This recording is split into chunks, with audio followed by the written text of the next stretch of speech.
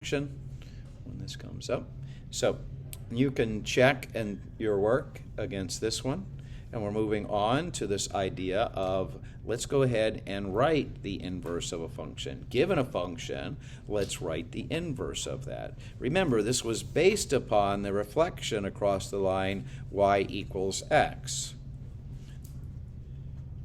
So what did we do in the table? Didn't we just switch x and y, or replace each x with a y and y with an x?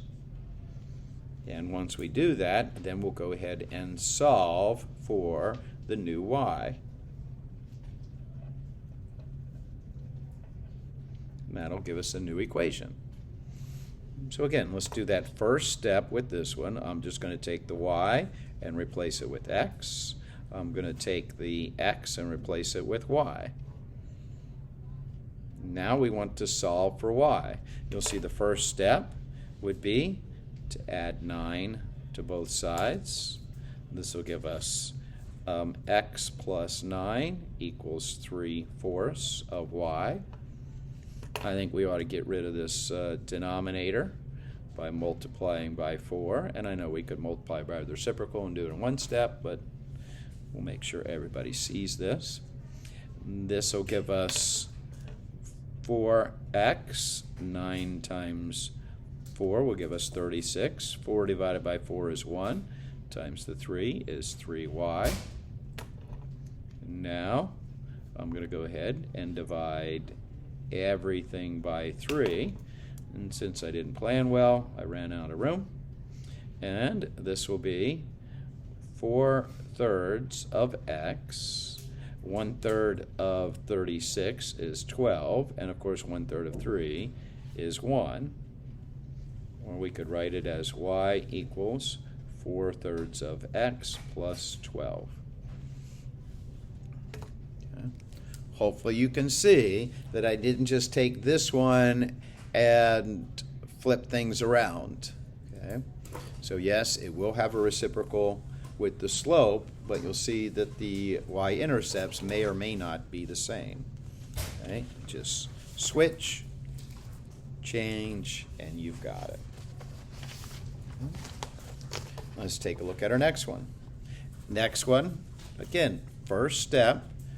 This is y, and I'm going to replace that with x. Replace the x with the y, and we get x equals y squared minus 9. I'm going to move the y squared to this side just so it's easier on my eyes. And at the same time, you can see I move the 9 over by adding 9 to both sides. Okay. So again, I just did symmetric property, flipped it over, and then got us to here. Which means now I need to do y equals, I'm going to square root both sides, x plus 9.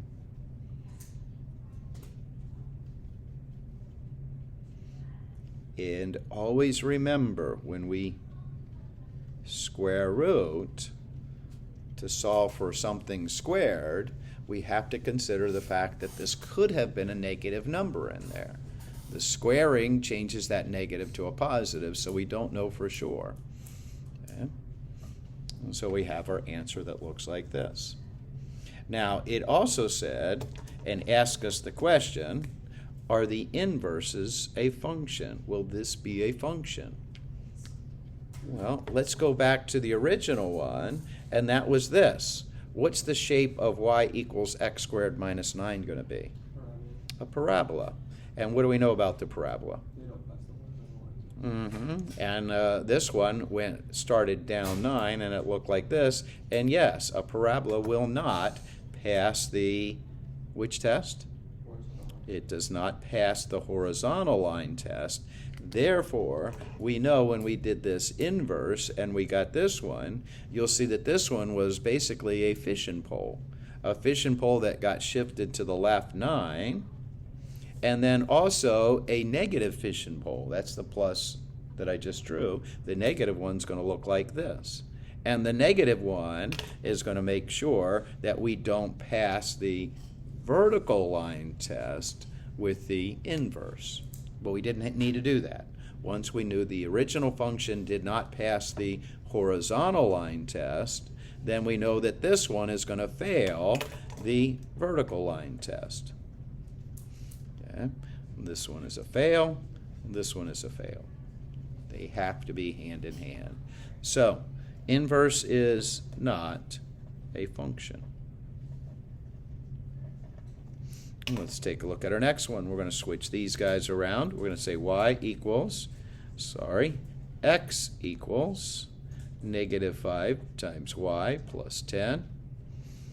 And if we, I'm going to go ahead and subtract the negative 5y from both sides and write this as, or excuse me, add 5y to both sides to get rid of the negative 5y, and I'm going to subtract x from both sides to give us negative x plus 10.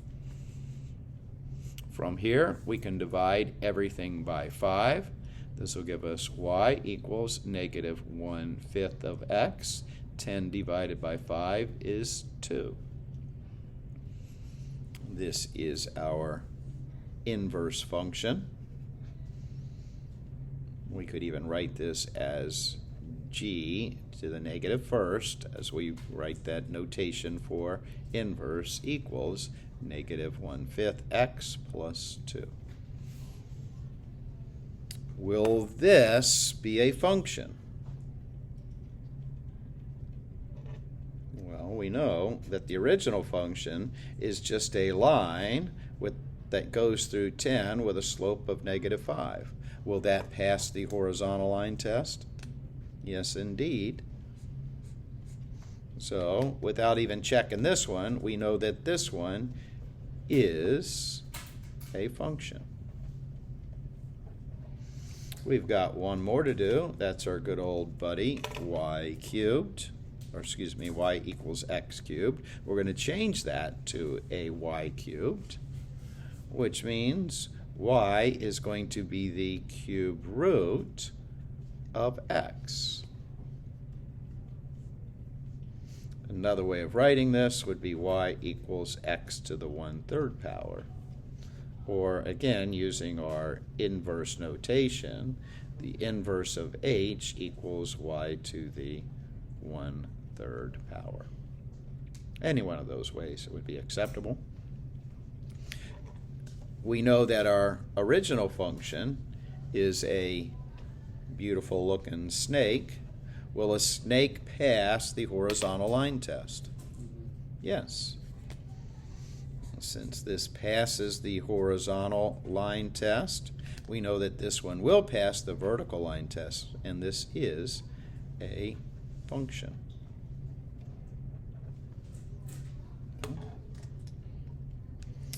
All right, next one. It says this is a graph of f, or f of x. Will the inverse be a function? Why or why not? Yes, no, maybe so? Yep. And why do we know that? Very good. So yes, since f of x passes the horizontal line test. Now it says, what is the inverse function's value at 5? Okay. So when you see this, I am not going to go to x equals 5 to try and solve this. What I want to do is I want to say, when I look at this f function, what is going to give me 5? Okay, this answer here, or this x value here, is the answer to our question. So I'm going to go to y equals 5 and then find this x value, and you can see that this is 4. Let's try another one just to make sure. How about this one? What would be this? In other words, what x value is going to give me -3? What x value gives us -3? Anybody see that?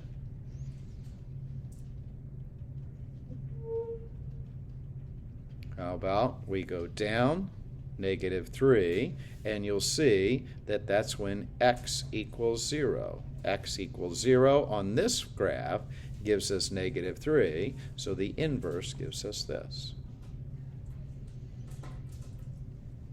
Okay. Now, what will I get if I do the value of the function after I've